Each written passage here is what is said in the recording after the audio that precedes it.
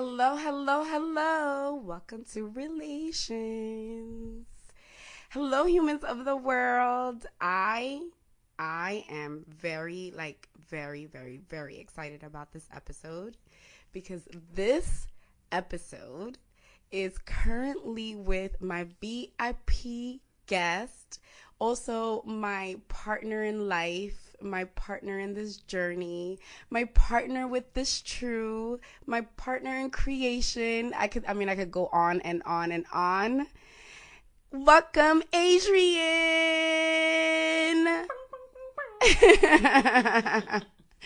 You guys, I am so excited for this episode. So for everyone that had been supporting us and listening to us with T.H.I.Stru, this is a little gift for you guys.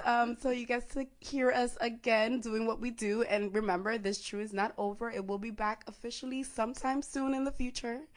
But for right now, yes. Adrienne is currently here with me. I'm so excited to be here. Oh my gosh. I'm so proud of you. Aww. For having your own podcast and in this realm of ReLAYshons. So bravo for going out on your own. I'm very proud and I'm happy to be here to support you in so many ways. It's been scary. I've been wanting you so bad. I'm like, why is she not here? Why? Why do I have to do this by myself? But you're here today and you sent so many great co-host people to like help me throughout the journey. So I'm like grateful for you pushing me initially to do this and then pushing me again and supporting. You just are amazing. So thank you. Love you, girl. Oh, so we're going to be talking about a topic that I think is long overdue. But we needed to like wait it out and do it when it was right, when we were both ready. And so we want to share our experiences with you. So how we met. How we met is also the premise of the topic of today. So the title for today is Survivors, and the premise of this podcast is suicide and the effect on the survivors. Yes. Oof. Okay, so Adrienne and I are both suicide survivors. We met in 2016, where we were both attending a suicide survivors support group. Yes. And it was a special support group because they have two different types of support groups. There are like the drop-ins where you kind of go as you please and just connect. And then they had this specific process where they have you do a 7-week course once a week. And was it a week? Once a week? 8 weeks. 8 weeks. 8 weeks, yeah. And you go every once a week, every week for 8 weeks straight with the same people. And you sit with a licensed therapist who also is a suicide survivor, and basically dissect and unpack what this means, this new reality means. And I mean, for people who have not experienced and losing someone to suicide, it's a different process, it's a different grief, it's a different understanding, it's a different healing process. And so I think it was so amazing to have connected and done that, and then met Adrienne there. And it was so interesting. So you want to tell them the story about like how we like connected and then like became attached? I'll tell them my perspective. So this first let me say that this program is through T.H.I. the program that we attended. And if any of you are struggling with it or are looking for support groups, please Google T.H.I. and see if it's available in your area. It is a nonprofit organization, and this group was free of charge. It was based on donations, and so it's been very healing. And I would urge anybody to go and seek help if they feel necessary, if they need to. Yes, please. So I will say, I was, I believe, 7 weeks out after I lost my loved one, and I remember sitting in the room and kind of looking around at people and not really wanting to be there because it was just heavy. And in walks Melissa, and the first thing I think of is, okay, sigh of relief, a woman of color. Okay, cool. Like, I'm not the only one in here. Yes. Okay, great. Then Melissa sat down, and then she opened up her mouth, and I was like, oh, she's from New York. I was like, okay. And in all of my fuzziness, there was just something in the back of my head that said, okay, I'm going to connect with her at some point. And that was it. I will tell you the other funny thing about our meeting is Melissa is a little bit further along in the timing. Yeah, the grieving process. Yeah, and so when she sat down, one of the first things she said was, "Yeah, it's almost 3 years, I think, at the time." Mm-hmm. And let me tell y'all, listen, I don't know if it gets any better. Right, because they say that all the time, like it gets better, it gets better. I'm like, I don't think that's the right term. I think it gets different, not better. Right. And me now being at 2.5 years and approaching my 3rd year of have lost my loved one, I definitely get what you were saying. Because at the time I was like, she just burst my bubble of hope. Like, and now I'm like, oh no, it was just, you were just being very honest. Yeah, I'm like, it's important for people to be honest with you about the reality of it. And I think like this whole, oh no, time will heal and you will feel better eventually. I'm like, bullshit. No, not true, not factual. Let's be honest. The thing is I feel like we have the terms of, oh, we'll feel better, and your better is different than what you ever knew it was. Everything after a tragedy such as suicide, and I'll just speak for myself, I lost my husband, and every area of my life shattered. Like, I compare it to like going into a studio and you have the wall from floor to ceiling, it's full of mirrors, and it's like maybe 3 or 4 panels of mirrors, right? And you walk in and all you see is shattered glass on the floor. There's now just a blank wall. And you're there. Your whole life is shattered, and you're trying to pick the pieces up and put it back together the way it was. And it just doesn't work. So, yeah, we were very sensitive to words in that group, and understanding that things were, from this point forward, just different. Even if we didn't know how, it just was never going to be exactly the same. Right? Yeah. Yeah, and I think in this process, I think now I'm starting to realize that as you go through it, it becomes a very self journey. Because suicide is a thing that is not like cancer. It's not a disease. It's not a murder where you could put a blame and the anger and the emotion towards something else, right? So you can't release it to anything outside of yourself, because you can't blame the person that was ill and made this decision. And you can, because there's moments in the healing process that you do blame them and you do get angry at them. And then you come to a place where it's like, wait, what does this have to do with me? And then you get all this guilt tripping and what you should have done and what you could have said. And then now you start to question yourself. And it's like, am I worthy? What's going on with my life? And not that, you contemplate suicide, but you question your own being. Absolutely. Right? And religion and your connection with God and your place on there. I mean, it just puts everything into a question box. Mm-hmm. And it just makes you very confused. When it's cancer, it's like, you know what? Oh, forget cancer. I'm going to protest against cancer. It took my loved one. When it's suicide, like, what do you do? How do you start to unpack that when you have nothing? You can't. Who are you mad at? Who do I point this finger to?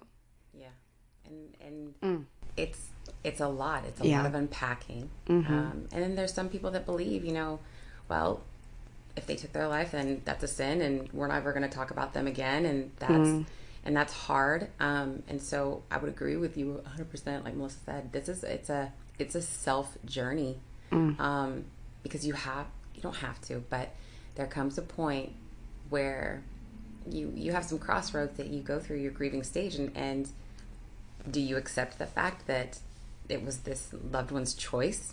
Do you and you have to come to some sort of resolution within yourself, whatever that is. That is right. And it's different for everyone, I think. I came to terms with it just recently. I don't know if you have already, but I I just hit 5 years, and maybe the last 6 to 8 months, I finally came to peace with the fact that my brother didn't make a selfish. I lost my brother, by the way. He didn't make a selfish decision. He made a selfless decision, because whatever this thing that was over him that pushed him to make this decision didn't want to just take him. It wanted to take everyone around him. And so he nominated himself to save me, to save my family, to save innocent people. What do you mean by that? Like, I just remember conversations with him, and it was almost like whatever spirit, which I believe his mental illness was, it was a mental illness. It was depression that led him there. There was substance abuse, but I do believe there was a spiritual battle that really pushed him. And then, we've shared that, that led him to do that. And whatever that negative energy that was taking over him wanted lots of people. So, like, my brother was just very violent. Like, he wouldn't want to look at people in their eyes. Like, he just wanted, whatever it was, he wanted to take people out. And so he was so tormented by it, because he didn't want to do it, that I believe he nominated himself and said, you know what?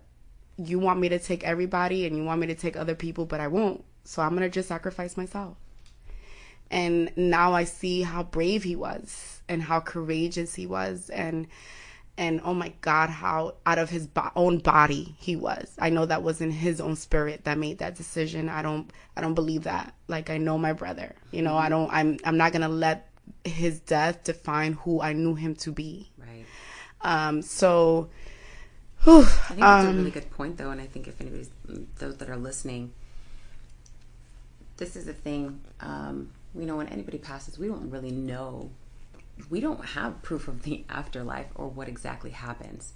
So this is an area where we have the ability to exercise our choice so freely, because it's really up to us how we want to believe our loved ones are on the other side, or their reasoning, because we're not talking to them again.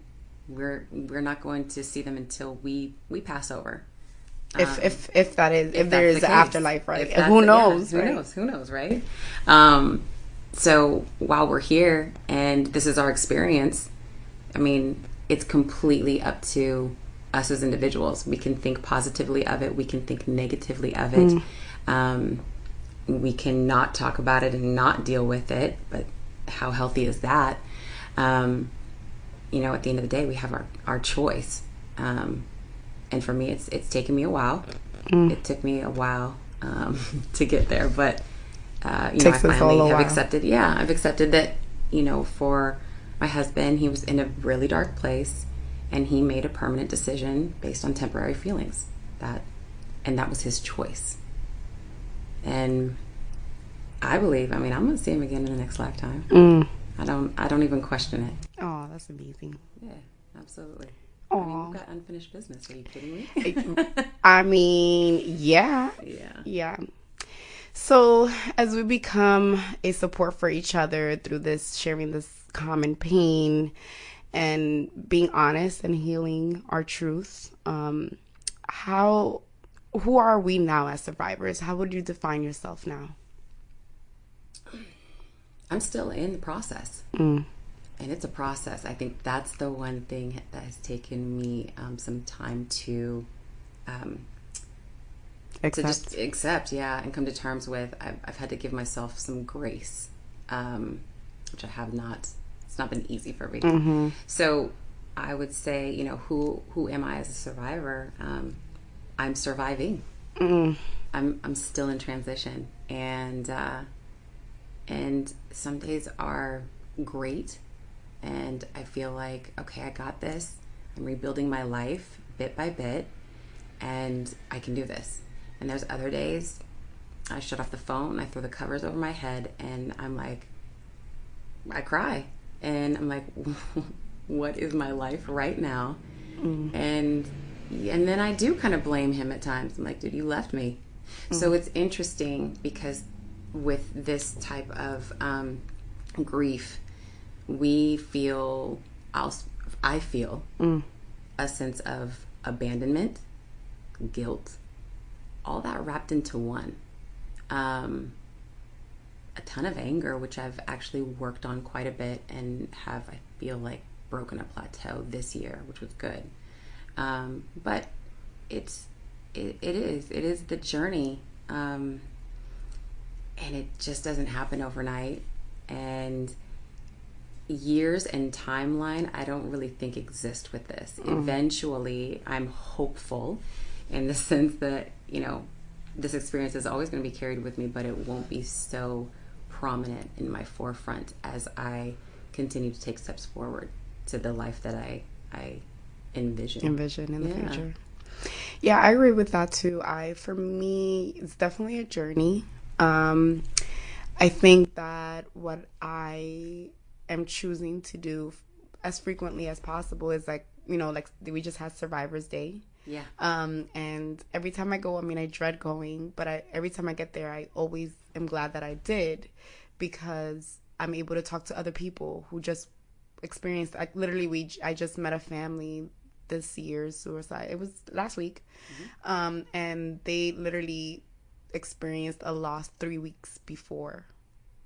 So brave of them to and they were so brave to show up, and they came together as a family. It was like at least 10 of them, and they had T-shirts with the picture, and it was like this whole united like front thing.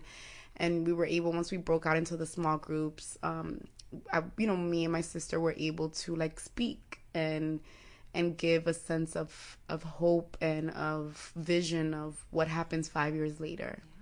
And I mean, we hugged them and we connected with them so much afterwards. Like, it was like instant family. Like, it's so crazy because it's an experience that automatically unites you with someone just by sharing that experience. It's like now I know you because I know this pain. They always say it's a club that we never wanted to be a part right. of. It's like a club you don't want to be a part of. Never wanted to be a part of. And here you are. Yep. And so you have no choice but to face it together. And so now I'm an advocate. I'm a person who speaks about it. I'm a person who doesn't let the idea die. I just put I just posted something, and it came to me. It's like, my dream is to have a world without suicide. And this is the reason why I do this podcast, and the reason why I wake up every morning and do a lot of the things that I do is to bring healing, to bring understanding, to release, to remove shame, to remove guilt. Like, all of those things are healing process so that suicide wouldn't have to exist in our world. Yeah, I think I love that you had that experience, because I know you were in New York, and the Survivor's Day that Melissa is speaking about is AFSP, and that's American Foundation Suicide Prevention. They have every year a Survivor Day, and they do an event in local cities, and everybody comes together if they've had a loss, and it's a platform where they educate you a little bit on depression and mental illness. And as part of the day, you break out into groups based on the person that you've loved. So if you've lost a sibling, you would go to siblings group. If you've lost a spouse group. If you lost a child, you would go to a child's group. So and at the end, we say their name, and it's a prayer, and it's healing. It's a good day.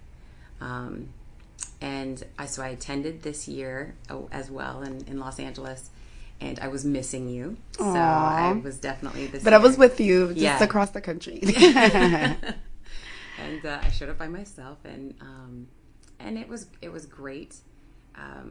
But those breakout groups are really important, and I will say that the reason that they are is because for myself, is losing a spouse, maybe you do, but you rely on your spouse in so many ways. As somebody that you chose. So for them to choose to opt out, it's tough. And it's tough in ways that that don't always come across unless it's somebody else that's lost a spouse.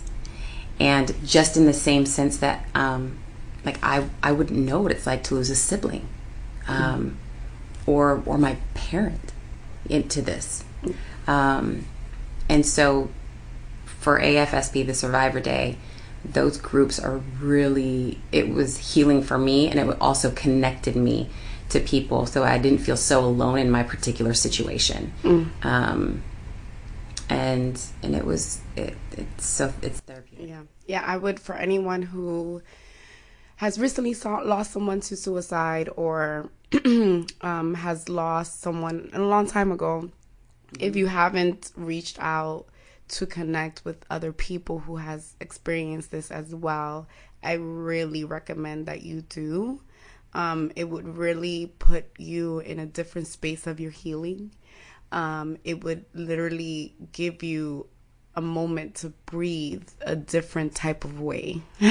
And I'll tell you something that, so at AFSP Survivor Day, one of the ladies that was in our group was there, and she approached me, and this woman is amazing, but she had lost her twin to suicide, and she had approached me, and we chatted for a bit, and she said, I think of you often. And I said, you do? She goes, yeah.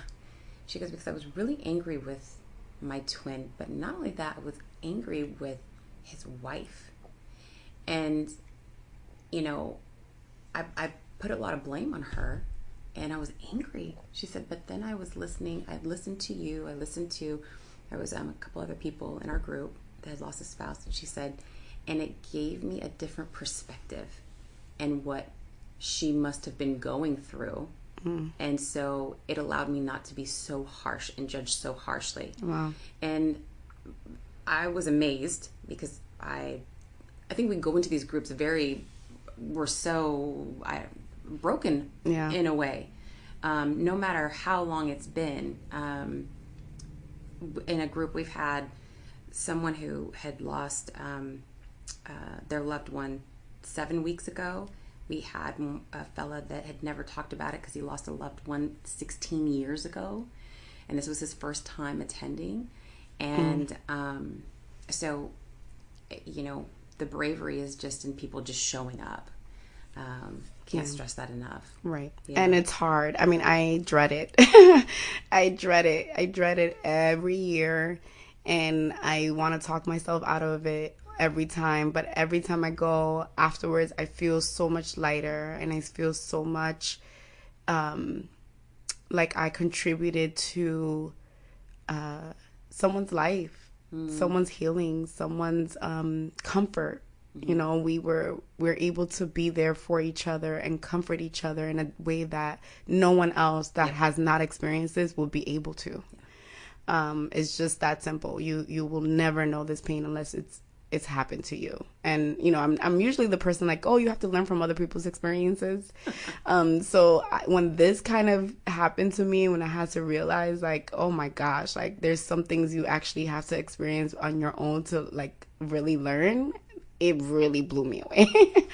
But it was necessary. So how do we remove the stigma? Like, what would be ways that we can remove this like negative connotation? I mean, as you know, there's still like people who have not experienced it, who believe that it's selfish and cowardly, that the person who would commit suicide is a punk or a coward or this or whatever, all types of things. Like, how do we contribute to removing that ideology? I mean, for me, I don't really care about those people that are so close-minded, so that that's not my audience. My concern is people understanding that depression, there's multiple levels, there's layers and levels to what we now call mental illness. And there's no need to have shame about wanting to talk to somebody, whether it's the feelings that you have or the thoughts that go through your mind, because we all have self-talk. And I think that could be one of the dangerous things. I feel like there's two forms of mental illness, in the sense that we have the the scientific structure of, schizophrenia and bipolar and, these really extremes. And then there's just depression. Well, and there's depression, stress, where there's life, real life stuff. Really disappointed by life. Yeah, I mean, there's plenty of things. You could lose your job, or you could be going for your goal and you don't get it. Like, these things, they're moments in time that are tough, and you're allowed to be sad, and you're allowed to not know, shit, what's my next move? I don't know. But if you don't know how to maneuver these kind of snaky, murky waters, it can be easily spiraled into a depressive, suicidal type of area, which that's the last thing that we want. Right. And so I think it's talking more about the solutions and more about the tools. And I appreciate some of the celebrities that are talking about therapy. I know Taraji, yep, she was talking about that, and I want to say there was a gentleman, but I'm sorry, I can't remember. Doesn't cross my mind, but I think celebrities are starting to talk more about it, and I think that's a good thing. I'm a huge advocate of talk therapy. I'm a huge advocate of other healing mechanisms because I've submerge myself into everything I can grab my hands to. Who are you telling? Yeah. I mean, and even now, today, right now, I am seeking a talk therapist. It's I'd gotten away from it for a minute, but I think it's time. And that's just being very self-aware of some of my old habits are surfacing when life gets challenging, and I don't.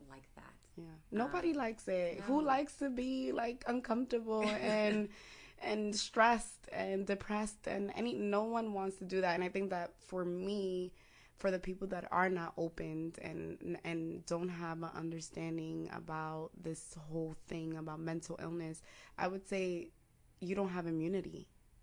No one is immune to life. No one is immune to bad things happening. You're not a really strong person because you act like everything is okay. If you don't cry, that doesn't make you tougher. The idea of life is that everyone's vulnerable, that we're all human, and that if it could happen to them, it could happen to you. So be empathetic, be understanding, and be open-hearted to connect with other people regardless of their misfortunes and whatever it is that they're going through, because you don't know what's going to happen to you next year that puts you in a space where it's just like them. And something that they can exemplify can teach you something that you could use later on. It definitely would, but I would those people, I think they probably will come to terms if it happens to them. Right. And if it doesn't, well, then life is perfect. Well, maybe not perfect, but they're focused on whatever else has happened to them and whatever allows them to maybe view the world in that type of judgmental state. Yeah. And so, yeah. Yeah. And I think it's the process of life. It's is not custom made. It's all over the place. And if you don't accept things, at least from my experience, when you don't accept and you push things away and you ignore, you pretend and you bury, life will continue to poke you until you wake up. Okay? Like, it does not say... life doesn't tell you, oh, it's okay that, your life is great and you're just living, you're great and happy and all of that and things are good and so you keep going that way. No, part of life and being uncomfortable and growing and all of that is being uncomfortable. It's going through the pain and healing and getting through it, not going above it, but really getting through it. Yeah. There's if people are ready. Right. It has to be on your time. It has to be on your terms. But if you don't make the decision, I promise you, life will make it for you. And when life makes it for you, it's never fun. It's never fun. You do not want to be pushed into it. You want to take the leap yourself. So, with that being said, anybody there struggling, anyone who knows someone that's struggling, there's so much resources out there. Please do your research. Google.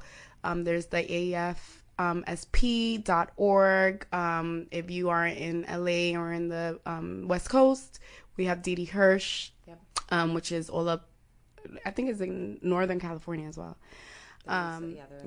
They have different chapters. And I mean, if somebody's listening and they wanted to reach out, my IG is out there. Yes. You can definitely send me a message about this topic.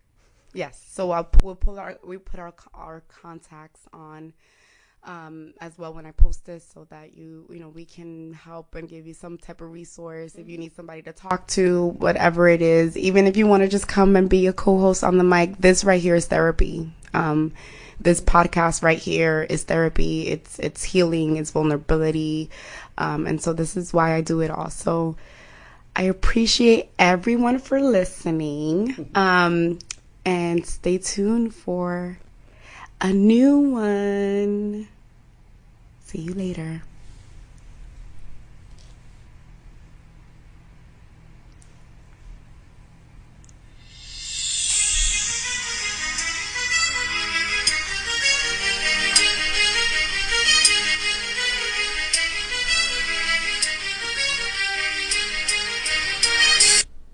And here are the after credits from my co-host. We match energy. So since we were talking about acceptance in this episode, I wanted to share my, tribute to my husband on his birthday. And this is something that I posted on Facebook and Instagram. So I'll share it with you now. It says, "Happy birthday, my loved one. Today you would have celebrated 48 orbits around the sun. If tradition had remained, today would have been the beginning of our birthiversary celebration, cultivated by weeks of planning secret surprises strewn across the 7 sunrises between our birthdays and anniversary. And although there's a sting that comes when acknowledging that excitement which will never happen again, I breathe deeply through warm tears, allowing the overwhelming feeling of gratitude to fill the void. How thankful I am just to have shared those experiences with you. Today marks the 3rd missed birthday. I can't say the journey gets easier with time. None of this has been easy. Your exit and the ripple effect has been my biggest challenge to embrace, and yet today it's just different. Today there's no confusion, no anger, no guilt, no blame. I rise with acceptance, forgiveness, and peace in my heart. And in my quiet moments, I chant and pray your spirit has found eternal calmness, that which you could not feel here on earth. Today, I choose to celebrate your existence and positive impact in this world. You've been a catapult in life and in death to tighter bonds and purposeful living. Tribes are closer, more aware of each other, and much more resourceful. Conversations that were once taboo are being brought to the table without shame, and change is in the making and is blindingly bright. I welcome this next chapter, and I choose to remember you in the 97,459,989,000 memories that leave me smiling. Until the next lifetime, rest in love, my love." And here are the after credits from my co-host. We match energy. So since we were talking about acceptance in this episode, I wanted to share my, tribute to my husband on his birthday. And this is something that I posted on Facebook and Instagram. So I'll share it with you now. It says, "Happy birthday, my loved one. Today you would have celebrated 48 orbits around the sun. If tradition had remained, today would have been the beginning of our birthiversary celebration, cultivated by weeks of planning secret surprises strewn across the 7 sunrises between our birthdays and anniversary.